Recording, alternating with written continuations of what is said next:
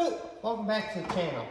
Trenton, this is Little Bent Wrench, and today I'm going to do something a little different. Today, as you can tell, we're sitting in front of the TV here. I'm going to go over a class of deadweight tractor pulling. So, it makes more sense. Granted, there's going to be some people that understand and know how it works, per se, of how one class operates. But there's, I think, a lot of people that don't understand it. This, from what I understand of polling, this is the only area, this western New York, northwest Pennsylvania, that does this type of deadweight tractor pulling where you pull it back and forth. From what I understand, this is the only area.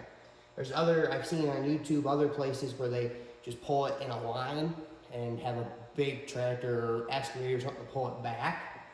But we do it a hair different, and I think this video needs to be done of explaining how it all works. So I chose, this is 5,300 pound class in South Dayton.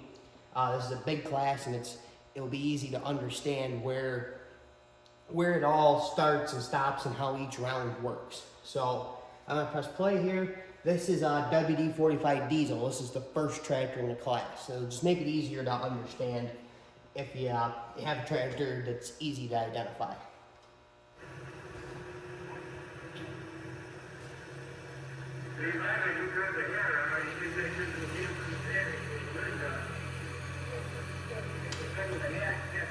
So he got a full pull first round most of the time you do. I was next in the class. I was second puller.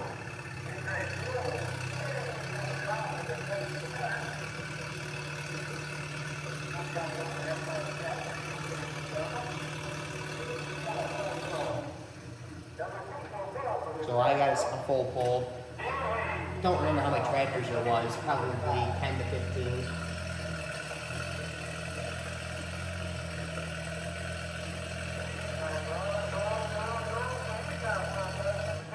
He got a full pull. As you can tell, actually this is a good spot to stop. These are tractors that are still in line to pull. Myself and that diesel 45 are on that side of the track that we already pulled. And that's the easiest way to keep track of the classes. As you can tell, this is a big class. I want to say this class was 12, 13 tractors, now I'm thinking about it. But that's just a way to keep it so you know who already pulled in the round.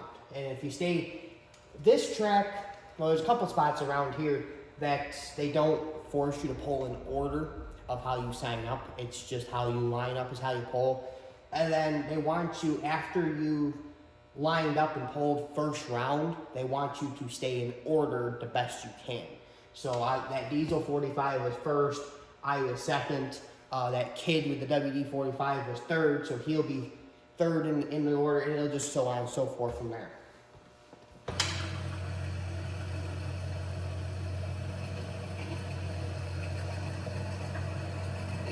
Then he goes off, and another one's driving on.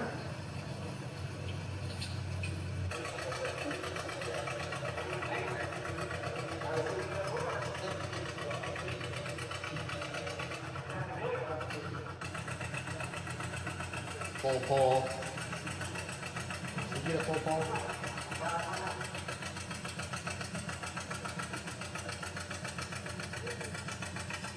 So everybody so far has gotten a full pull.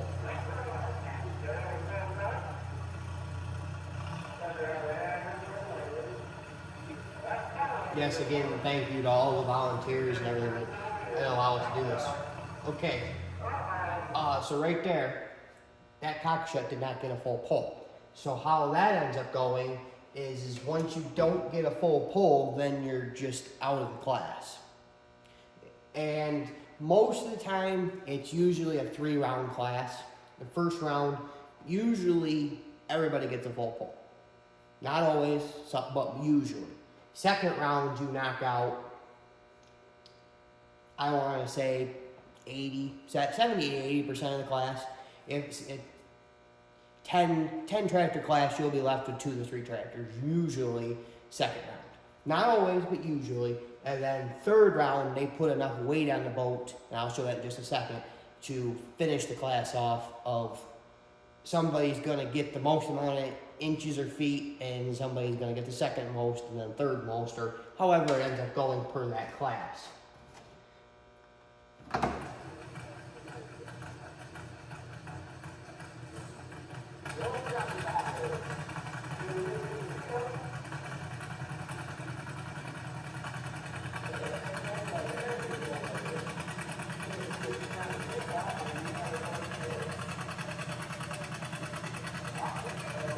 Another one now that he's just out of the class.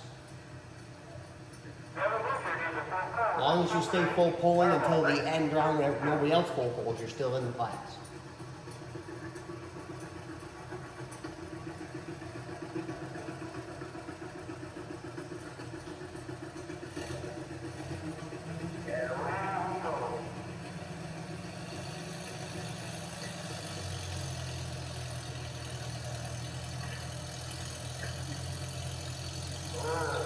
$5,300 makes farm all ages work. That's heavy class for 5,300, or for an age at 53.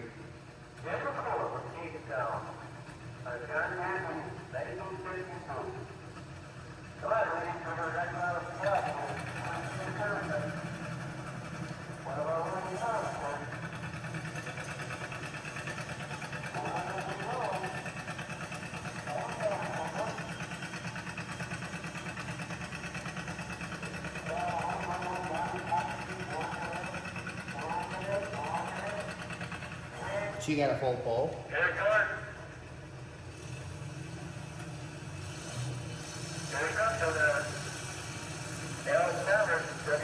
Now I'm thinking about it, there's a lot of Allis in that class.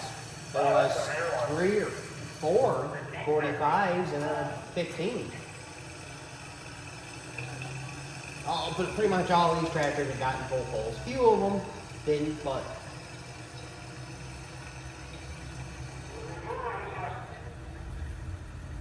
this is all still the same route. We haven't added dirt to the boat yet.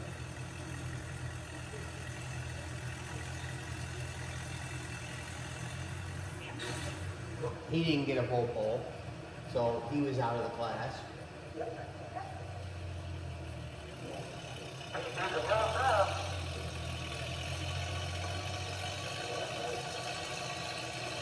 And then, I don't know if you can quite tell, it's dragging right there. The chain, we had one comment in one of the videos about the chain. The chain is just there for a safety measurement of, I can't remember if it's 18 inches, somewhere in that area. They don't want the front tires going any higher than that. Just for safety. And the chain just makes it so everybody's at the same. Some places like South Dayton and Stockton, they do that. Other places, my other videos like Bear Lake, they don't do that. The flag, it's at the flagger's judgment, and he does it by, I think he mentioned once by his knee. Okay, if he feels they're going up above his knee too high, he'll flag them. And then the other thing I probably should mention is, say your front end comes too high, most places, they will, because we use, for this type of pull, and these places, we use suitcase weights, and sometimes you do guess your weight wrong of where you need to put it per the track. And say you pick the nose up too high, you get a one time that they'll let you go and switch your weights, come back and put them, well, you take your weight off the back of the tractor and put it on the front, keeps your nose down. So, it is and it does make it nice that if you do guess your weights wrong, I do it more than I'd like to admit, especially with the little C. I constantly pulling the chain off the ground, it seems like. But, yeah, so that's just explaining the chain a little bit. It's just there for safety. It helps keep everybody at the same.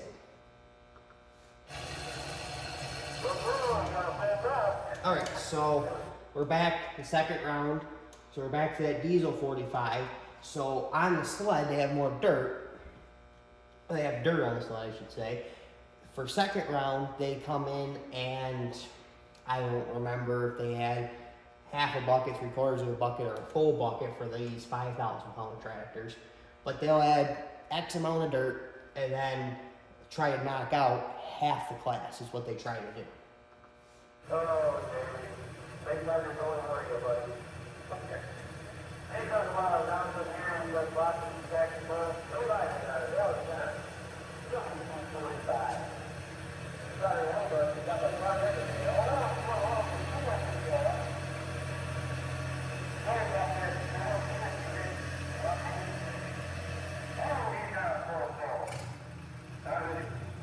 So I second polar in the class, so here I am, second one in the round again.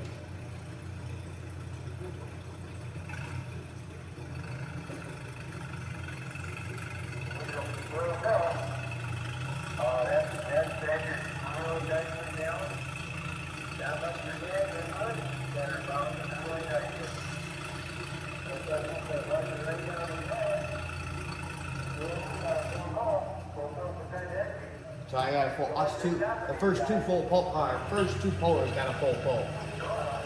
Don't think he does.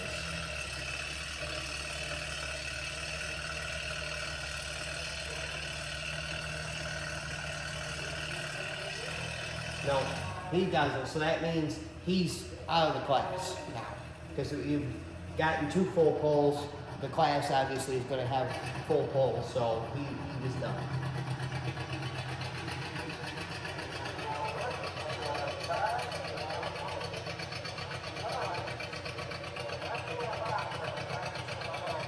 Another full pull.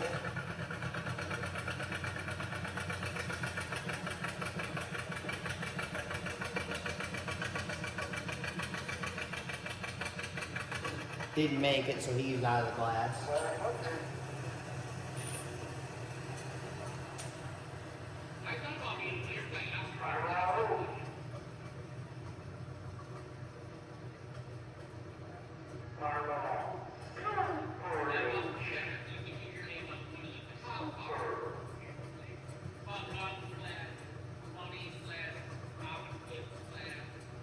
It's a lot of unhooking and rehooking for the guys. I will admit.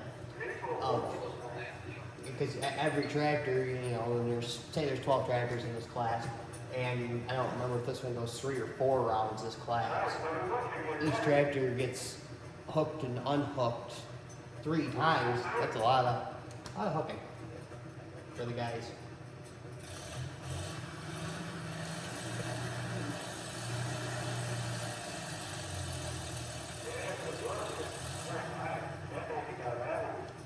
Three full pulls, now he's done. He didn't full pull it, so he's out of the class.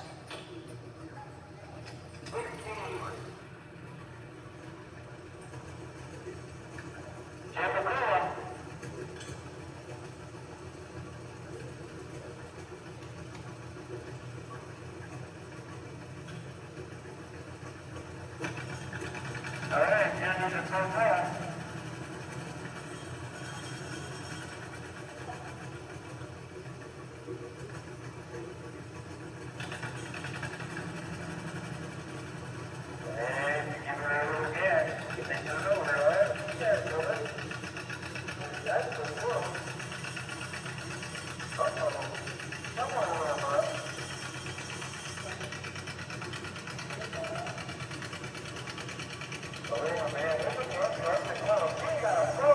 She got a full pull, so now 4 full pulls. B15 didn't get a full pull, so now he's done. Okay, so now we're right there. You can see the guy on the swinger that he just put a, I don't know, say bucket of dirt on. I think that was about what he put on. This is the last round and they want to get this class done now. This will be 3rd round, so he only went 3 rounds. So now the diesel 45 is pulling up towards the center of the track. And if I'm correct, I think I hook onto the other end. all right. Dave Ivan, Allis Chalmers, WD-45, is ready. He's bringing it up a little bit, boy. Man, they get a break a bit. Okay, so this is a good time to explain this also. The diesel 45 tried to pull it that way, and he couldn't pull it. So I saw that opportunity as he couldn't pull it. Nobody else is going to be able to pull it that way. So what my thought process is, in this antique tractor pulling, dead weight pulling, you have two lines at this track and a couple other ones. You have two lines to help give you a distance. So right about, where is it? Kind of like over the Q and the U right here. You'll be able to see it once I take it off pause. There's a first line, and then right here is a second line. If the front edge of the sled is within that first line, you have enough to get a full pull. But if you don't need a full pull, like that diesel 45, say you got a foot and a half, somewhere in that area, there's more than a foot and a half from the front edge of that sled to this line. So what I end up doing is I hook onto it with the hope that I can get it down to this line, which is just behind my front tires going across.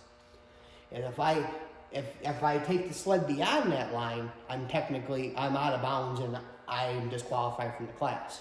But if I could get it down to the line, my hope was that nobody else could pull it back up. And I was right, nobody else could. I ended up winning this class, spoiler alert, if you haven't already watched this video.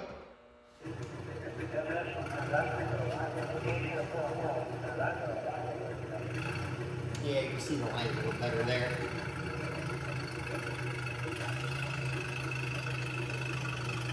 And then right about somewhere, I turn around and I stop the front edge of that sled right on the line. 150, So I got 150 inches.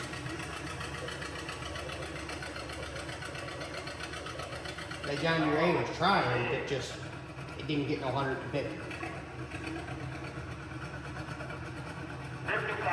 55 inches. I beat it by 100 inches. And I don't remember what she gets.